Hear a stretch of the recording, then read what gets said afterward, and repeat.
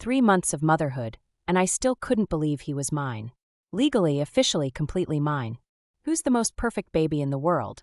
I cooed, gently running my finger along Leo's chubby cheek as he gazed up at me from his crib. You are. Yes, you are. His eyes caught the morning light streaming through the nursery window, and there it was again. That strange golden glint that flickered like embers in his otherwise dark brown eyes. The pediatrician had brushed off my concerns, saying it was just light refraction. Same with the pediatric ophthalmologist I'd dragged us to last week. You've got the most beautiful eyes, little man, I whispered. Even if they do weird things sometimes. Leo gurgled happily and reached up, his tiny fingers wrapping around my index finger with surprising strength. I winced slightly. Another quirk the doctors dismissed, exceptional grip strength for a 6-month-old. Just means he'll be athletic, they'd said with patronizing smiles. I gently extracted my finger and lifted him from the crib, breathing in his baby's scent as I settled him against my chest. This moment, this peaceful, perfect moment, was everything I'd fought for during those 3 years of adoption paperwork, home studies, and heartbreaking near misses. Just you and me against the world, buddy, I murmured into his downy hair. And I promise, you will never know what it's like to feel unwanted. Unlike me. The thought crept in unwelcome, as it always did. 15 foster homes before I aged out of the system. 15 different beds, 15 different sets of rules, 15 different ways to be told I wasn't quite right, wasn't quite enough. Leo squirmed in my arms, jolting me from my thoughts. His face scrunched up, turning an alarming shade of red that I'd come to recognize. Whoa, whoa, whoa, diaper change alert. I rushed him to the changing table, making exaggerated gagging noises that set him giggling. My God, Leo, what are you eating when I'm not looking? Toxic waste. The sound of his laughter was still new enough to make my heart skip. I'd never known I could love someone so fiercely, so completely. Every parenting book I'd read, and I'd read them all, warned about the adjustment period, the overwhelming fatigue, the moments of doubt. But from the second they'd placed him in my arms at the adoption agency, something had clicked into place. A missing puzzle piece I hadn't known was missing. All clean, I announced, fastening the fresh diaper. Though I'm pretty sure what I just witnessed violates several environmental protection laws. Leo kicked his legs excitedly, and I swore his eyes flashed gold again. A chill ran down my spine, though I couldn't explain why. Don't be ridiculous, Clara. You're just being paranoid.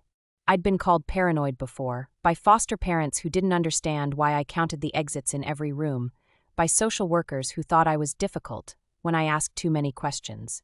But being careful had kept me alive, and now it would keep Leo safe too.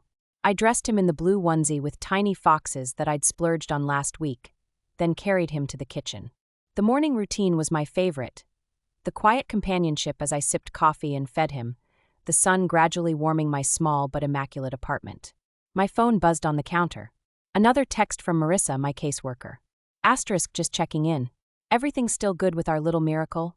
Asterisk, I smiled and typed back one-handed. Asterisk, perfect. Best decision I ever made.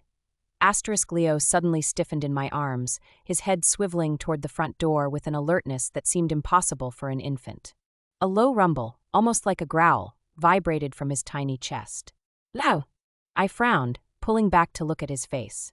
His eyes were fixed on the door, and this time there was no mistaking it. They were glowing gold, like twin embers in the dim hallway. And then the doorbell rang. I froze, clutching Leo tighter to my chest. No one ever came to my apartment unannounced. I'd purposely chosen the 3rd floor of a security building in a quiet neighborhood. I had exactly 4 friends, all of whom texted before visiting. Leo made that strange rumbling sound again, his tiny body tense. It's okay, buddy, I whispered, though my own heart hammered against my ribs. The doorbell rang again, more insistent this time. Then came the knocking, 3 hard, deliberate pounds that seemed to vibrate through my entire apartment. I crept to the door and peered through the peephole. Holy shit! The man standing in my hallway was enormous. 6'4" at minimum, with shoulders that strained against a black Henley. His face was all sharp angles, high cheekbones, a jaw that could cut glass, and eyes so intensely green they seemed unnatural. His dark hair was cropped short on the sides but longer on top, like he'd tried to tame something wild and only partially succeeded. He stared directly at the peephole, as if he could see me through it. Clara Walsh, he said, his voice a deep rumble that sent an involuntary shiver down my spine. Open the door. Not a request. A command. I stepped back, fumbling for my phone. I don't know who you are, but you need to leave before I call the police. You have my son. The words hit me like a physical blow. Leo squirmed in my arms, making that strange growling sound louder. I don't know what you're talking about. I called through the door, my voice steadier than I felt. Whatever scam you're running, it won't work. The adoption was closed and completely legal. A low, dangerous chuckle. I'm not here to discuss human legalities. Human legalities?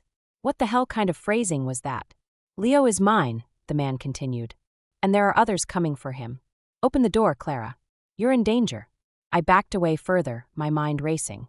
This couldn't be happening. Leo's biological parents had signed away all rights. The agency had been clear, neither wanted involvement. The mother had been a college student, the father unknown. I'm calling the police, I said, my finger hovering over the emergency dial. They can't protect you from what's coming. There was a pause. Leo can sense me. His eyes are gold right now, aren't they? My blood turned to ice. How could he possibly know that? As if responding to his voice, Leo twisted in my arms, reaching toward the door with surprising strength, his eyes burning like twin suns. What did you do to my baby? I demanded, panic rising in my throat. He's not fully human. Neither am I. The man's voice lowered. I can hear your heartbeat, Clara. I can smell your fear. And right now, I can also smell the 3 hunters who just pulled into your parking lot. We have less than 2 minutes. I nearly dropped Leo. This was insane. Completely insane. If you want to keep him safe, if you want to stay alive, open the door. Now! Against every instinct screaming at me to run the other way, I shifted Leo to my hip and turned the deadbolt. The man pushed in immediately, his massive frame making my apartment shrink around us. Up close, he was even more intimidating, radiating a dangerous energy that made the hair on my arms stand up. His eyes locked on Leo, and something passed between them, a recognition that seemed impossible. Leo stopped fussing instantly, staring at the stranger with those unnaturally golden eyes. My son, the man breathed, reaching out one large hand. I stepped back. Don't touch him. His gaze snapped to mine, and I could have sworn his green eyes flashed with the same golden light as Leo's. I'm Cale Blackwood, Alpha of the Silver Moon Pack, he said, as if that explained anything. And regardless of papers you've signed, that boy is my blood. My heir. Alpha? Pack. I shook my head. I don't know what kind of cult terminology that is, but we're werewolves, Clara. I actually laughed. I couldn't help it, a sharp, hysterical sound. Right. And I'm the Easter Bunny. His expression didn't change. You've noticed things about him. Strength beyond what should be possible for an infant. Eyes that glow when he's emotional. An awareness that seems too advanced. Each word hit like a hammer, nailing down truths I'd been trying to rationalize away.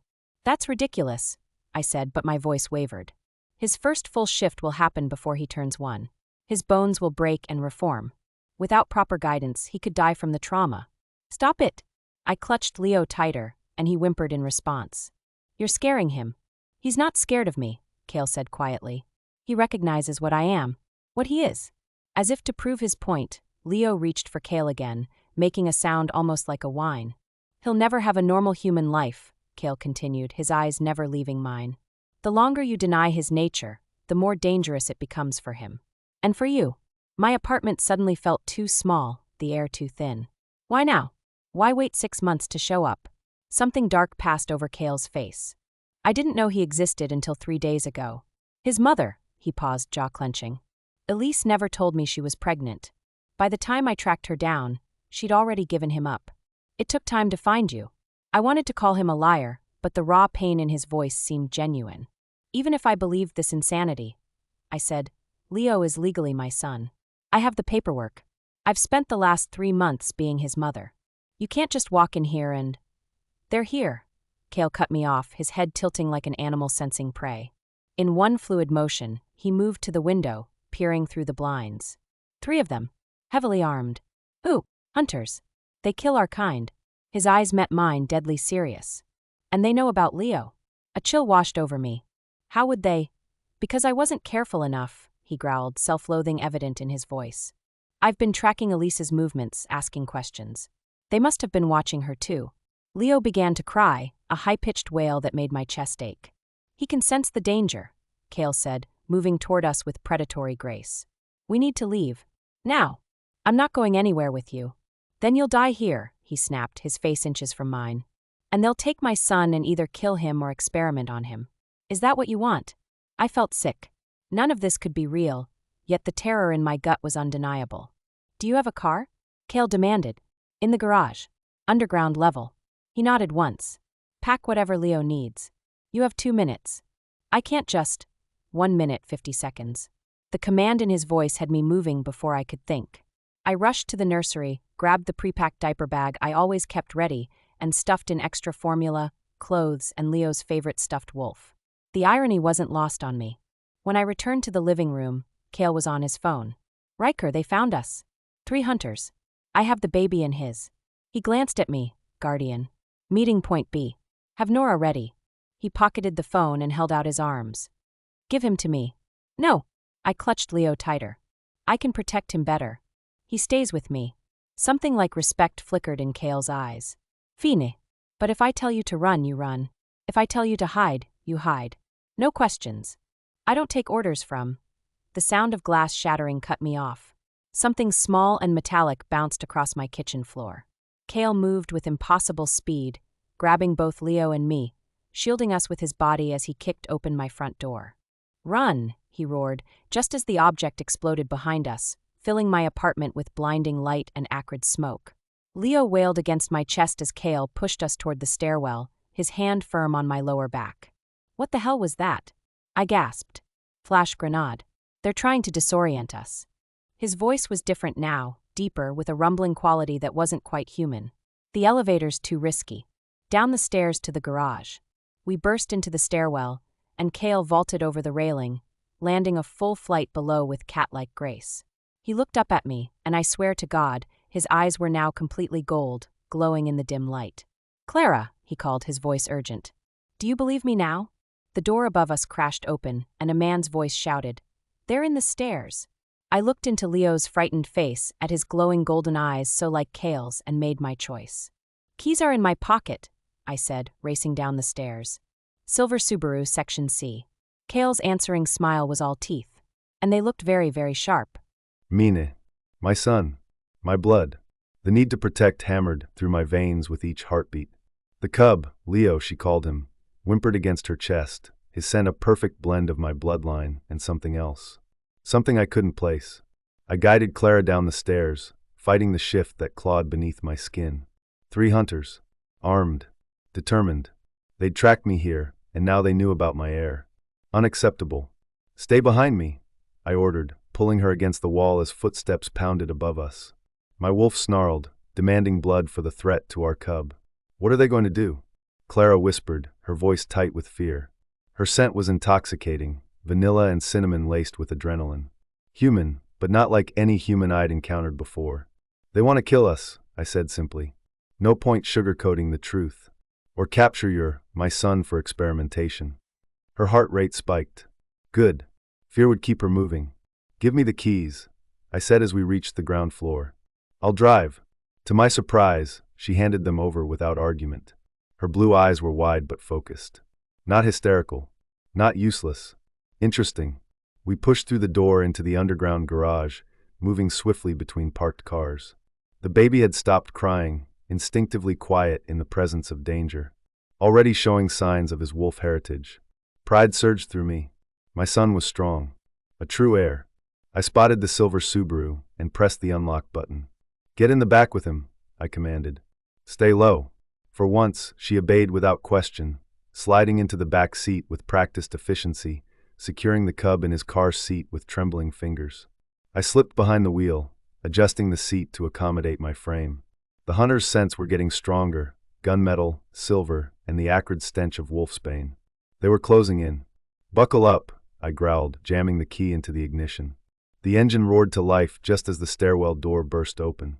3 men emerged, dressed in tactical gear, faces obscured by masks. The one in front raised something that wasn't a standard gun. Down, I shouted. Clara flattened herself over the baby as I slammed the car into reverse. A dart pinged off the windshield as I floored it, tires screeching against concrete. What was that? Clara gasped. Tranquilizer. Enough ketamine and wolfsbane to drop a fully grown alpha. I spun the wheel, shifting into drive. Would have killed the cub instantly. Her fear scent spiked, accompanied by something fierce and protective that made my wolf take notice. This human female would die for our cub. The realization hit me with unexpected force. I raced up the garage ramp, tires squealing as I took the turn too fast. Behind us, I heard the hunters scrambling for their vehicle. "They'll follow," I said, bursting out into daylight. "We need to switch cars as soon as possible." "Where are we going?" Clara demanded, her voice steadier now. "Somewhere safe. Pack territory." "Pack? You mean more werewolves?" I caught her wide-eyed expression in the rearview mirror and almost smiled. "Yes, Clara. More werewolves." I maneuvered through traffic with precision, pushing the modest vehicle to its limits. No human could have followed my movements, but I could hear the hunter's SUV somewhere behind us, trying to close the distance. "How are you doing that?" Clara asked, watching as I wove between cars at high speed without collision. "Enhanced reflexes. Enhanced everything." I took a sharp right, deliberately running a red light to throw off our pursuers. "It's what Leo will develop as he grows." She fell silent, one hand resting protectively on the baby carrier. I could sense her processing, her mind racing to accept what her eyes had seen. "You said his first shift will happen before he's 1, she finally said. "What does that mean exactly?" I gripped the steering wheel tighter. "The first shift is painful. His human form will break and reform into wolf. It happens earlier for purebloods, those with 2 werewolf parents. As a half-blood, it might come later, but still within his first year." "And you can help with this?" "The pack can, yes. Without guidance, the first shift can be fatal. He needs his kind around him." Her scent shifted, fear giving way to determination. "I'm not giving him up." The statement shouldn't have impressed me. My wolf should have snarled at the human female claiming what was mine. Instead, I found myself respecting her tenacity. "We'll discuss permanent arrangements later," I said, checking the mirror again. "Right now, staying alive is the priority."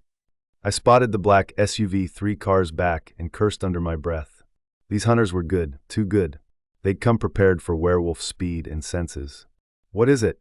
Clara asked, attuned to my tension. "They're still on us." The baby started fussing, picking up on the stress pheromones filling the car. Clara leaned over, murmuring soft reassurances, her scent wrapping around him like a shield. Something twisted in my chest. This should have been Elise with my son, but she'd betrayed me, hidden my heir and given him away to humans. The rage I'd felt upon discovering her deception 3 days ago threatened to resurface. "Kale," Clara's voice cut through my thoughts. "Your eyes are glowing again." I forced the wolf back, focusing on the road. Strong emotions trigger the shift. Like when Leo's eyes change. "Yes." "And the hunters, they're human?" "Yes. A specific bloodline that's hunted our kind for centuries." I took another sharp turn, heading for the freeway. "They see us as monsters." "Are you?" The question was direct, her blue eyes meeting mine in the mirror. "By their standards?" "Yes." I held her gaze. "We're predators, Clara. Territorial. Violent when threatened. But we're not mindless killers. We have laws, hierarchy, community. We protect our own." The SUV was gaining on us, now just 2 cars back. I needed to make a move. "Hold on," I warned, then swerved across 3 lanes of traffic, taking the exit ramp at the last possible second. Horns blared around us as I accelerated down the ramp, checking the mirror. The SUV had missed the exit. We'd bought ourselves minutes, not more. "There's a shopping center ahead," I said. "We're switching vehicles." Clara's heart rate spiked again. "You mean steal a car?" "I mean meet someone who has a car ready for us." I pulled out my phone, sent a quick text to Riker, and tossed it out the window. Phones can be tracked. She stared at me like I'd grown a second head. "You just threw away a $1,000 phone." "I have more important things to protect," I said, glancing at the baby in the rearview mirror. Something shifted in her expression, surprise, followed by reluctant approval. I pulled into the crowded shopping center parking lot, scanning for threats. My senses were on high alert, categorizing every scent, every sound. The cub had fallen quiet again, his golden eyes watching me with uncanny awareness. "There." I nodded toward a black pickup truck idling near the service entrance. "That's our ride." Clara tensed. "How do I know I can trust you? How do I know you're not just kidnapping us?" The question annoyed me, but I forced myself to remember that she was human, thrown into our world without warning. "You don't," I said honestly. "But those hunters will be back any minute. They have resources, weapons designed specifically to kill my kind. And they won't hesitate to eliminate a human protecting a werewolf cub." Her face paled, but her jaw set with determination. If I wanted to take him from you by force, I continued, I could have done it in your apartment. I'm giving you a choice, Clara.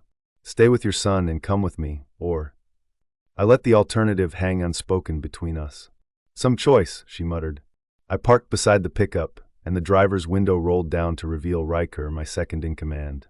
His eyes widened slightly at the sight of Clara and the baby. So it's true, he said, his gaze fixed on my son. You have an heir. Later, I growled. We're being tracked. Riker nodded, all business again.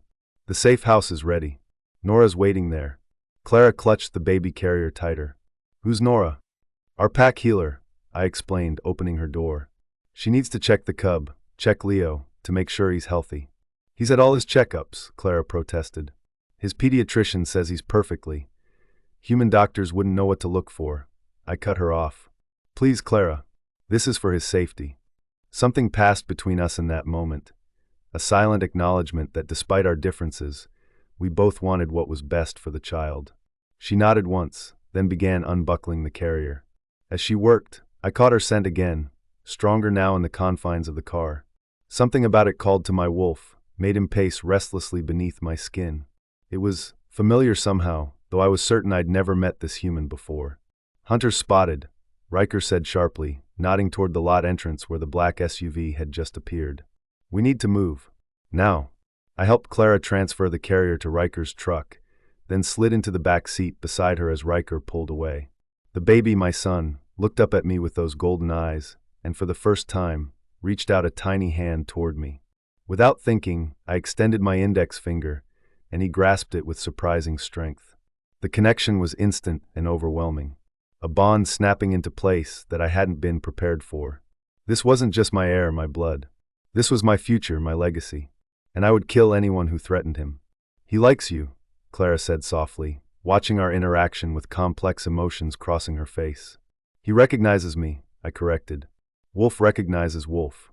As we sped away from the shopping center, I kept my finger in my son's grip, acutely aware of Clara's warmth pressed against my side. Her scent wrapped around me, around us both, in a way that made my wolf unervingly content. This wasn't the plan. Get my heir, return to Pack Lands, raise him as a proper alpha's son. The human adoptive mother wasn't supposed to factor into the equation. Yet here she was, fierce and protective, her blue eyes challenging me even as she trembled with fear. And my wolf wouldn't stop paying attention to her. This was going to complicate everything. I was in a truck with werewolves. Actual werewolves. Either I was having the most elaborate psychotic break in history, or everything I thought I knew about the world was wrong. Leo seemed perfectly content, babbling happily now that the immediate danger had passed. His tiny fingers still clutched Kale's index finger, and the sight made my chest tight with emotions I couldn't name. We're being followed again, the driver, Riker, announced, his eyes flicking to the rearview mirror. Kale cursed under his breath. They must have tracking equipment. Something on the baby carrier, maybe. I instinctively pulled Leo closer. What do we do? We can't lead them to the safe house, Riker said, taking a sharp turn onto a less traveled road. We need to deal with them now. The casual way he said deal with them sent ice through my veins. You mean kill them? I said flatly. Kale's eyes met mine, uncompromising. If necessary. There has to be another way. This isn't a negotiation, Clara, Kale growled. These men will not stop. They've hunted our kind for generations. To them, Leo is an abomination that shouldn't exist. The word hit me like a slap. My baby, my perfect little boy. An abomination? Don't you dare call him that, I hissed. I'm telling you how they see him, Kale clarified, his voice softening slightly. Not how I see him. Riker took another turn, this time onto a dirt road leading into dense woods. There's an abandoned ranger station 2 miles ahead. Good defensive position. Perfect, Kale nodded. Clara, when we stop, you take Leo and get inside. Find a room with no windows if possible. Lock the door. And then what? My voice sounded strange even to my own ears. Tight with fear but steady. Then we make sure those hunters never report back about finding my son. The cold certainty in his voice should have terrified me. Instead, a treacherous part of me felt relieved. Protected. The same part that had always whispered I'd do anything to keep Leo safe, no matter the cost. They're human, I said, as much to remind myself as him. Can't you just, I don't know, scare them off? Kale's eyes flashed gold. These aren't ordinary humans, Clara. They're trained killers with weapons designed specifically to hurt us. They won't be scared off, and they won't stop hunting him. Leo squirmed in his carrier, picking up on the tension. I unstrapped him, pulling him against my chest where he immediately settled, his warm weight grounding me in this surreal nightmare. The dirt road grew rougher, jostling us as Riker maintained his speed. Through the trees, I caught glimpses of a wooden structure ahead. The ranger station, presumably. "We have maybe 2 minutes before they catch up," Riker said, sliding the truck to a stop in front of the weathered building. Kale was out of the truck before it fully stopped, moving to my door with that unsettling fluid grace. "Take the baby and go inside." "Now, what about his carrier? The diaper bag? Leave them. We'll get new ones." I clutched Leo tighter and ran for the building, hearing Kale and Riker speaking rapidly behind me. The wooden door of the ranger station swung open at my touch, groaning on rusty hinges. The interior was dusty and dim, furnished sparsely with an old desk, some chairs, and maps yellowing on the walls. A hallway led to the back, where I found a small storage room with no windows. Perfect. I ducked inside, my heart hammering. Leo made a soft, questioning sound against my neck. "It's okay, baby," I whispered, brushing my lips against his downy hair. "Mommy's got you." Through the thin walls, I heard the screech of tires outside, followed by car doors slamming. Male voices shouted commands. "Spread out." The wolf went in the building. "The female has the cub." Leo whimpered, his little body tensing. Those impossibly sharp baby nails dug into my shoulder through my shirt. "Shoo," I soothed, rocking him gently. "We're going to be okay." I didn't believe it, not really. But Leo needed me to be strong. The sound of gunfire exploded outside, sharp cracks followed by deeper, more rhythmic shots. I flinched with each one, my body curling protectively around Leo. Then came a sound that wasn't gunfire, a roar so primal and powerful it seemed to vibrate through the walls. It wasn't human. It wasn't even animal. It was something ancient and terrifying. Leo's eyes flashed gold in response, and he made that strange rumbling sound again, almost like he was answering. More gunshots. Breaking glass. A scream cut short. I pressed my back against the wall, looking desperately around the storage room for a weapon, anything I could use to defend us. There was nothing but dusty filing boxes and an old broom. Footsteps in the hallway, heavy, deliberate. Coming closer. I picked up the broom, broke the handle over my knee, and held the splintered end like a stake. It was pathetic, but it was something. The doorknob turned slowly.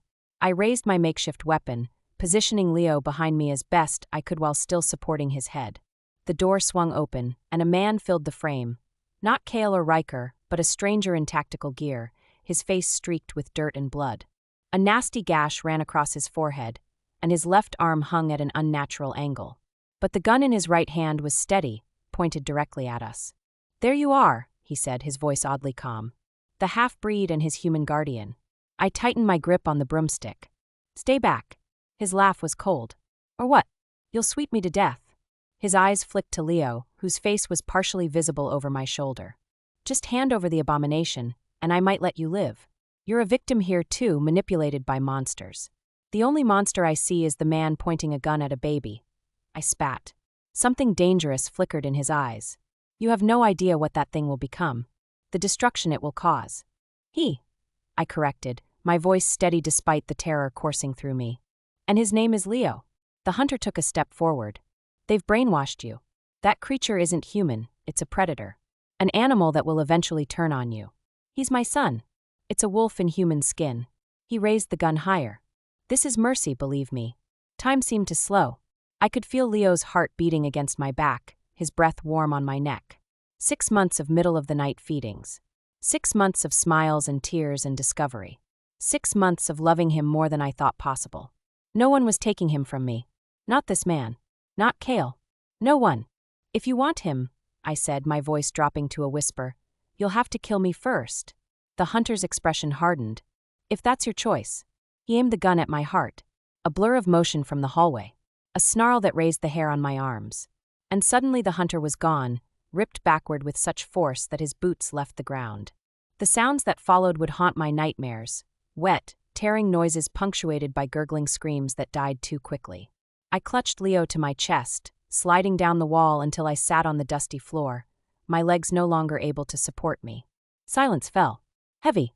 Terrible. Then footsteps approached again, lighter this time, but still purposeful. Kale appeared in the doorway, and I had to stifle a scream. Blood covered the front of his shirt, spattered across his face and neck. His hands were crimson to the wrists. But it was his eyes that truly terrified me, solid gold and inhuman, glowing with a predatory light. "Are you hurt?" he demanded, his voice rough with something not quite human. I couldn't speak, couldn't move. He stepped closer, nostrils flaring as he scented the air. "Clara, are you hurt? Is Leo hurt?" I managed to shake my head. Relief washed over his face, softening those terrible eyes. "Good. That's good." Leo squirmed in my arms, reaching toward Kale with happy gurgles, completely unbothered by the blood coating his father. Of course he wasn't bothered. He was a werewolf too. The reality I'd been fighting crashed down on me with the force of a tidal wave. My son wasn't human. The strange quirks I'd noticed weren't my imagination or new mom paranoia. They were signs of his true nature. And I had been completely, utterly blind to it. "The hunters?" I finally managed to ask. "Dead. Norimors, no hesetashchin." I swallowed hard. "All of them?" "Yes." "Did you? Was that you I heard?"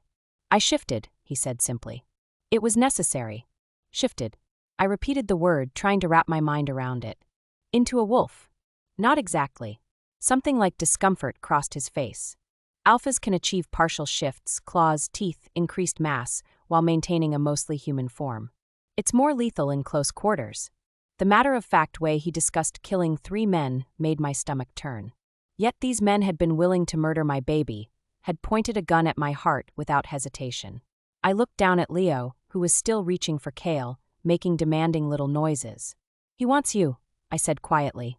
Kale hesitated. "I'm covered in blood. I don't think he cares." A strange expression crossed Kale's face, uncertainty perhaps. It made him look younger, less intimidating despite the blood.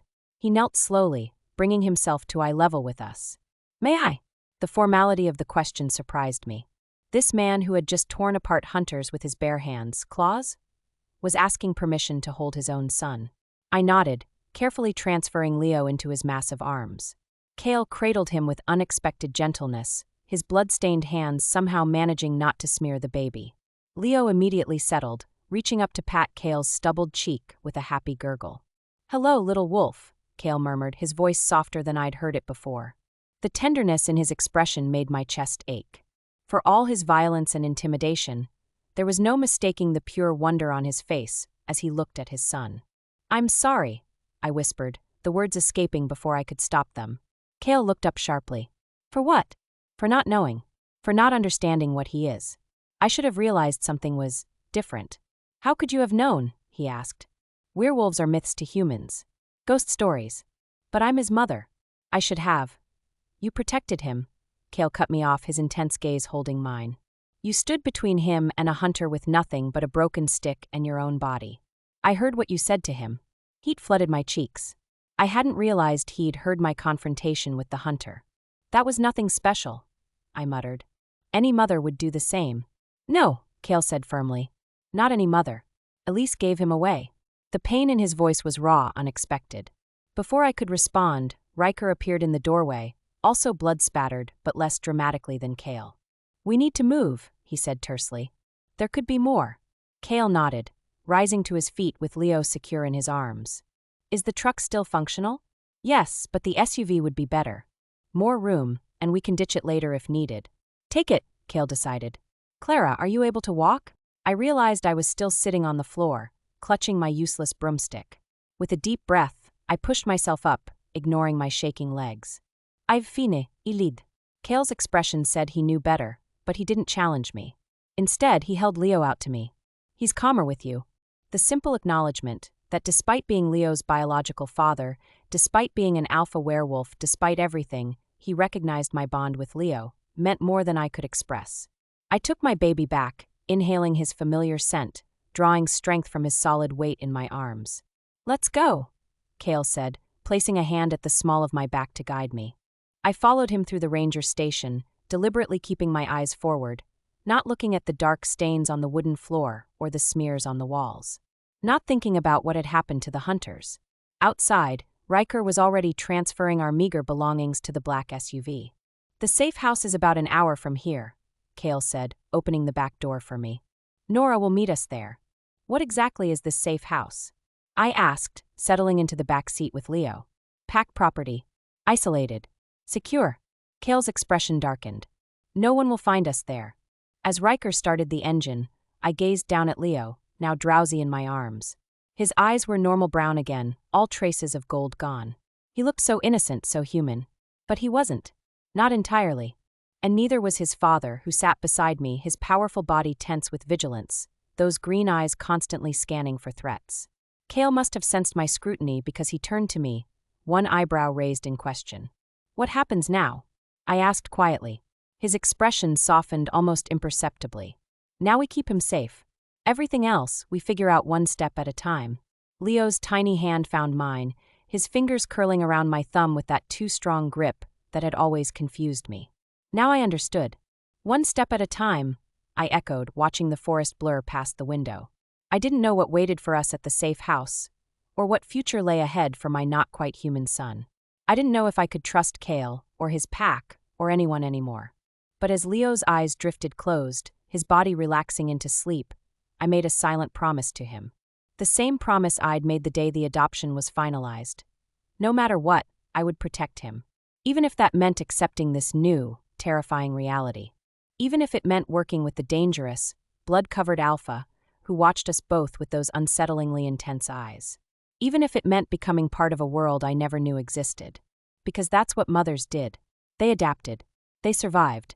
They protected their young, human or wolf.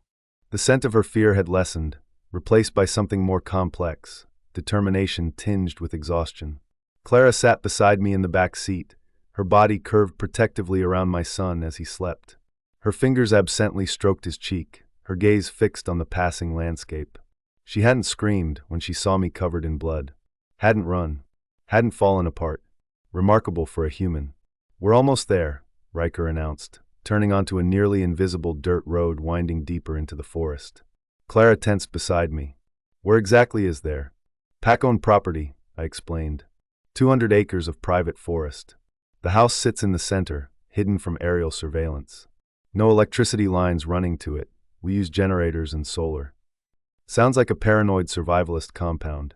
I almost smiled. When you've been hunted for centuries, paranoia becomes survival. The trees thinned slightly, revealing a large cabin nestled against the base of a rocky hill. Solar panels glinted on the south-facing roof, and a covered porch wrapped around 3 sides. To human eyes, it probably looked rustic, isolated. To me, it was one of the pack's most defensible positions. It's bigger than I expected, Clara said as Riker parked near the front steps. Pack houses usually are. Wolves need space. A slender woman with copper-colored hair emerged from the cabin, her keen eyes immediately finding us in the vehicle. Nora. Our healer had been with the pack for decades, serving my father before me. She's here to check Leo? Clara asked, tension returning to her shoulders. Yes. Nora has been treating werewolf cubs for longer than I've been alive. I met her eyes directly. She won't harm him, Clara.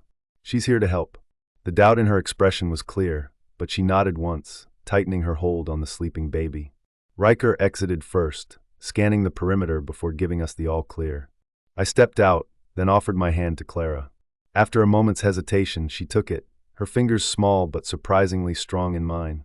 The contact sent an unexpected jolt through my system, my wolf suddenly alert and interested. I released her quickly, disturbed by my reaction. Alpha. Nora greeted me with a respectful nod before her eyes moved to Clara and the baby. Her nostrils flared slightly, taking in their scents. This is your heir? Yes. His name is Leo. Something softened in Nora's expression. He has your scent. Her gaze shifted to Clara. You must be exhausted, dear. Come inside where it's safe. Clara's eyes narrowed slightly at the endearment, but she followed Nora up the porch steps. I exchanged a quick look with Riker, who nodded and melted back into the forest to patrol the perimeter. Inside, the cabin was warm and well-appointed, rustic by design rather than necessity. The main room featured comfortable seating around a massive stone fireplace, with an open kitchen and dining area to one side. Sit, Nora instructed Clara, gesturing to the sofa. You look dead on your feet. Clara sank onto the cushions, still clutching Leo. The baby had awakened, blinking sleepily as he took in the new surroundings. His tiny nose wrinkled as he scented the air, catching the unfamiliar werewolf smells. May I? Nora asked, approaching slowly. Clara hesitated, then reluctantly nodded. Be careful with his head. I've delivered more cubs than you can imagine, Nora assured her with a gentle smile. Including this one's father. I grimaced at the reminder of my own difficult birth. My mother had often told the story, how I'd nearly torn her apart coming into the world, already an alpha in the making. Nora took Leo with practiced ease, her experienced hands supporting him as she laid him on a blanket she'd spread on the coffee table. Leo immediately began to fuss, his face scrunching up. I know, little one, Nora crooned. Strange wolves touching you when you want your mama.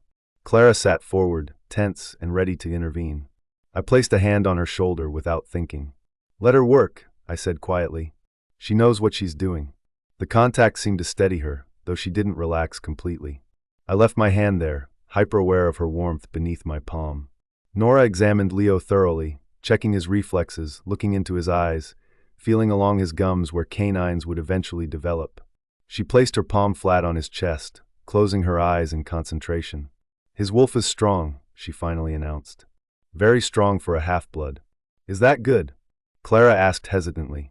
It means his first shift will likely come earlier than usual, Nora said. Perhaps as soon as 8 months. Clara's heartbeat spiked. 2 months from now. But you said that's dangerous, that it could kill him. Without proper guidance, yes, Nora agreed. But with the pack around him, he'll survive. It won't be easy, but he'll survive. And if I took him back to our apartment? If we just went back to our normal life? The question hung in the air, heavy with implications. I removed my hand from her shoulder, suddenly cold. His wolf would still emerge, I said, my voice harder than intended. But without guidance, without pack, the trauma could kill him. Or worse, he could shift in public, revealing our kind to humans. Clara flinched. That's not what I meant. I wouldn't endanger him. She trailed off, watching as Nora redressed Leo, and picked him up. You want your life back, I finished for her. The life you planned. Our eyes met, and the raw emotion in hers took me by surprise, not just fear or uncertainty, but grief. She was mourning the future she'd imagined for herself and Leo. He needs both worlds, Nora said unexpectedly, rocking Leo gently. His human side and his wolf side. She turned to Clara. You've done well with him so far. He's healthy, strong, bonded to you completely. Clara's eyes widened in surprise at the praise. But he needs his father too, Nora continued. And the pack. His dual nature requires dual nurturing. What exactly does that mean? Clara asked. Nora handed Leo back to her, and he immediately settled, tiny fingers clutching at Clara's shirt. That's for you and the alpha to determine. An uncomfortable silence fell. I could sense Clara's exhaustion, the way she swayed slightly even while sitting. You need rest, I said. There's a bedroom prepared upstairs. Food in the kitchen if you're hungry first. I can't just go to sleep. We need to talk about tomorrow. I cut her off. We'll talk tomorrow. You're no good to Leo if you collapse from exhaustion. Her jaw clenched, but even she couldn't deny the truth of my words. Fine, but we will talk. You have my word. That seemed to satisfy her. She stood, adjusting Leo in her arms. Do you have anything for him to sleep in? Second door on the right upstairs, Nora said. I've prepared a room with everything he'll need. Clara nodded her thanks and headed for the stairs, her movements slow with fatigue. I watched her go, my wolf unusually restless beneath my skin. Once she was out of earshot, Nora turned to me, arms crossed. You haven't told her. It wasn't a question. Told her what? I growled, though I knew exactly what she meant. Nora's eyebrow raised. That she's your mate. The word hung between us, unavoidable now that it had been spoken aloud. She can't be, I said flatly. She's human. And yet she is. Nora's expression was knowing, infuriating. I saw how you respond to her, how your wolf reaches for her. You felt the pull since the moment you met her. I turned away, staring into the unlit fireplace. It doesn't matter. She's my son's adoptive mother. Nothing more. The goddess doesn't make mistakes, Kale. If she's your mate, then the goddess has a sick sense of humor, I snapped. The woman legally adopted my son without my knowledge. She's human. She knows nothing of our ways. And she's terrified of what we are. Is she? Nora's voice was gentle. She stood between hunters and your cub. She's here now, instead of running to the authorities. She's stronger than you give her credit for. I closed my eyes, remembering Clara in that storage room, wielding a broken broomstick against an armed hunter. Remembered her words. If you want him, you'll have to kill me first. Even if what you say is true, I said quietly, she deserves a choice. She's had enough of her life upended. Nora stepped closer, placing a hand on my arm. The mate bond isn't a curse, Kale. It's a gift. One your father and mother shared. One you've waited 34 years to find. I never expected to find it with a human. The unexpected gifts are often the most precious. I pulled away from her touch, my decision made. I won't tell her. Not yet. She needs time to adjust to Leo's nature first. Nora sighed. The longer you wait, the harder it will be. She'll sense something is wrong. Humans may not have our abilities, but they're not blind to the bond either. She'll think it's just physical attraction, I argued. Or Stockholm Syndrome. Is that what you think it is? Nora challenged. Just physical? Your wolf knows better. My wolf did know better. From the moment I'd caught Clara's scent, something fundamental had shifted within me. The inexplicable pull toward her, the constant awareness of her presence, the fierce protectiveness that went beyond concern for my son, all signs of a mate bond forming. Signs I'd been fighting since I first laid eyes on her. Give me time, I finally said. Let her adjust to one impossible truth before I burden her with another. Nora didn't look happy, but she nodded. Just don't wait too long. Mate bonds don't diminish with denial, they intensify. I knew she was right. Already I could feel the connection strengthening, my wolf pacing anxiously at being separated from Clara, even by a single floor. I'm going to check the perimeter, I said, needing distance to clear my head. Outside, the night air was cool against my face. I inhaled deeply, sorting through the forest scents, pine, earth, the distant musk of deer. No human scents besides those we'd brought with us. No immediate threats. I expanded my senses further, listening to the cabin behind me. Clara's heartbeat was slowing as exhaustion pulled her toward sleep. Leo's tiny heart fluttered like a bird's, steady and strong.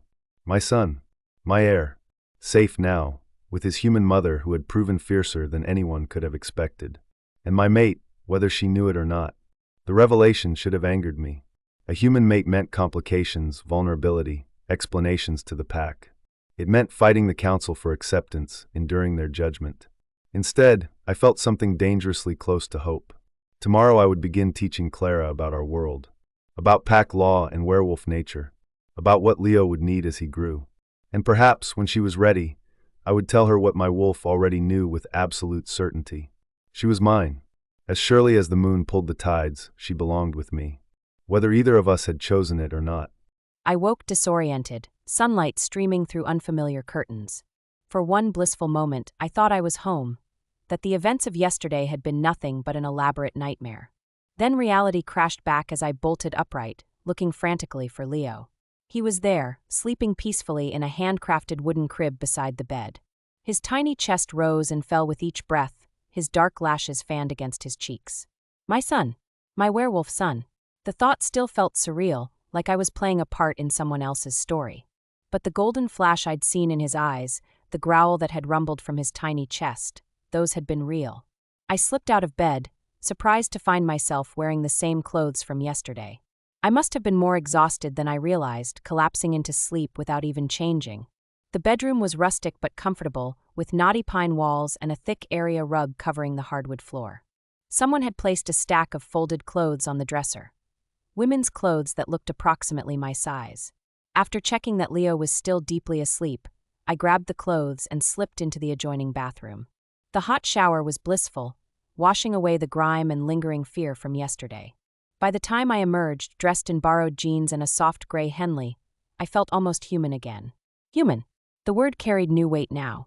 Leo was stirring as I returned to the bedroom, his little legs kicking beneath the light blanket. I lifted him, inhaling his sweet baby scent. "Good morning, little wolf," I whispered, the term feeling strange on my tongue. His eyes opened, sleepy brown with no hint of gold. Just a normal baby. Except he wasn't, not really. I changed him using the supplies that had been thoughtfully arranged on a changing table. Not the brand I typically used, but good quality. Someone had prepared for our arrival with surprising thoroughness. Dressed in a clean onesie, Leo seemed content but hungry.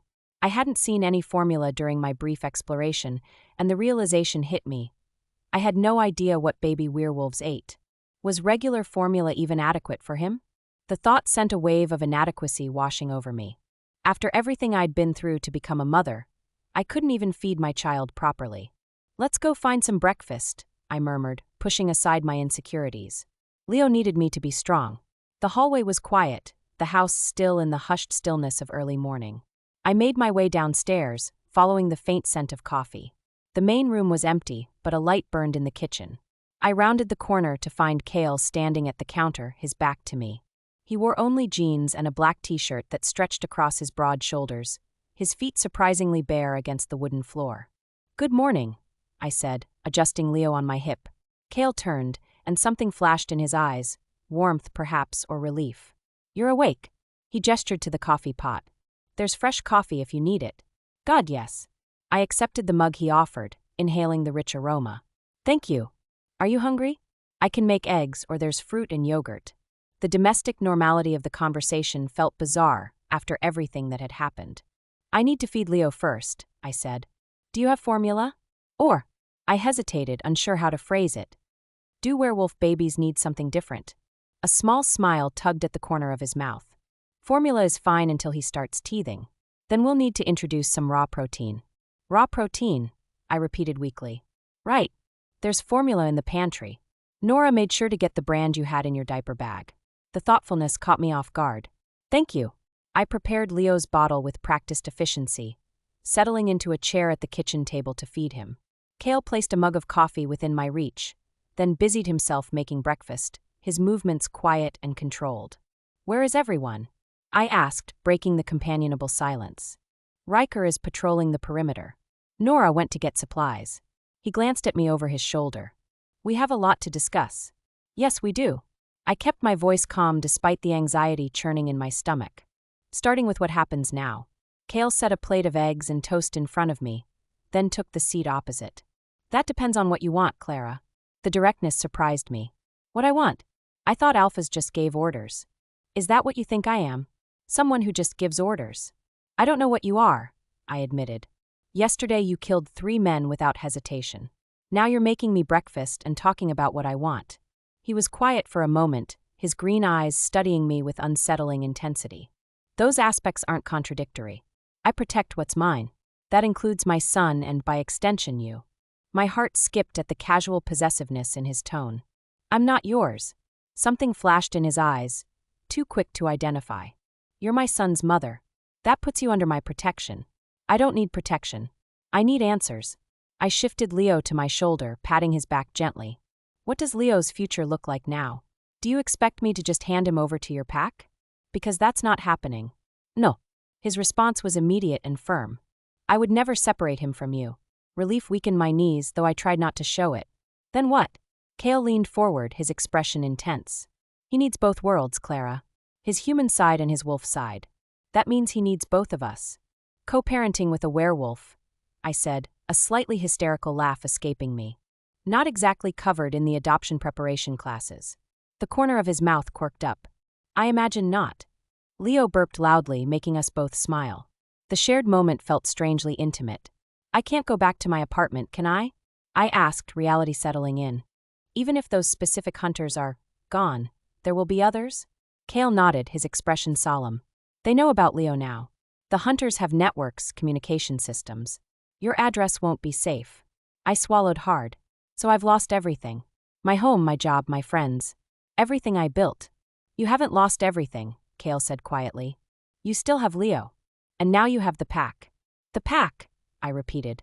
"Your pack. Your world. Not mine. It could be yours." Something in his tone made me look up sharply. His eyes held an emotion I couldn't quite name. Something deeper than the situation warranted. "What aren't you telling me?" I asked. Kale's jaw tightened. He stood abruptly, pacing to the window before turning back to face me. "There's something else you should know," he said, his voice rough. "Something about werewolves that affects you directly." My stomach clenched. "What now? Does he grow extra teeth? Start howling at the moon?" "This isn't about Leo." Kale took a deep breath. "It's about us. There is no us. That's where you're wrong." He moved closer, his presence filling my senses. "Werewolves have mates, Clara. One perfect match. Our wolves recognize them instantly, even if our human sides resist." I stared at him, the implication slowly dawning. "What are you saying?" "I'm saying that from the moment I caught your scent, my wolf knew." His eyes held mine, unwavering. "You're my mate." The world seemed to tilt beneath me. That's insane." I'm human. I barely know you. It doesn't matter. The bond doesn't care about species or time or convenience. His voice softened. I fought it at first, told myself it was impossible. But my wolf knows the truth. And what truth is that? I whispered. That you belong with me. With us. He gestured to Leo, who watched our exchange with curious eyes. That we're meant to be a family, not just for his sake, but for our own. I shook my head, overwhelmed. This is too much. Yesterday I discovered werewolves exist. Now you're telling me I'm cosmically bound to you? That's a lot to process, he finished for me. I know. I'm not expecting you to accept it immediately. Then what do you expect? Time, he said simply. Time for you to get to know me. Time for you to see what we could be together. Time for you to understand our world. Leo squirmed in my arms, reaching toward Kale with a happy gurgle. Without thinking, I passed him over, watching as my son settled contentedly against his father's chest. The sight stirred something deep within me, something I wasn't ready to examine too closely. And if I don't feel this bond? I asked. Humans experience it differently, he admitted. Less instantly, more gradually. But it's there, a pull toward each other that will only grow stronger with time. I thought about the inexplicable awareness I'd felt in his presence, the way my body seemed to recognize him on some primal level.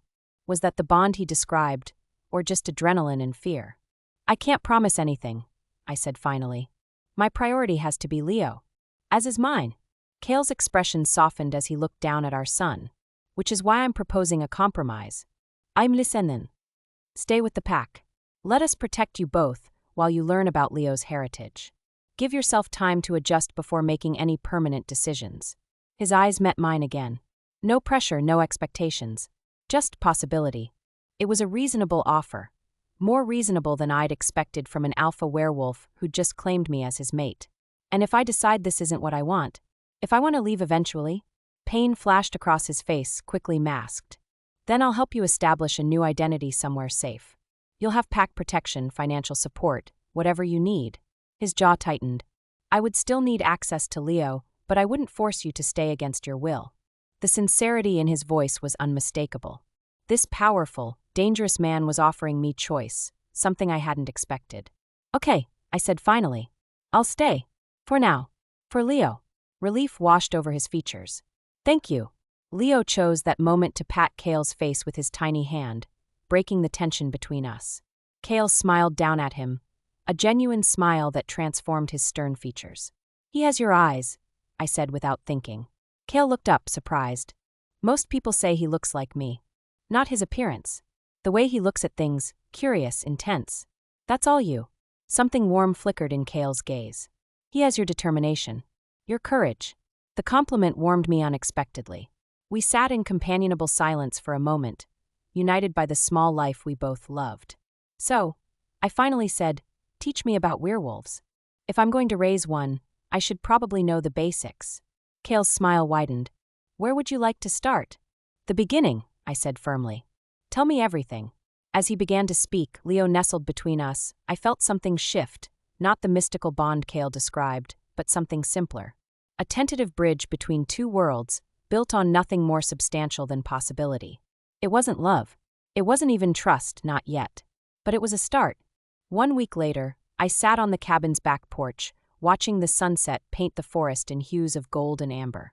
Leo was asleep in my lap, his little body warm against mine as a cool evening breeze rustled through the trees.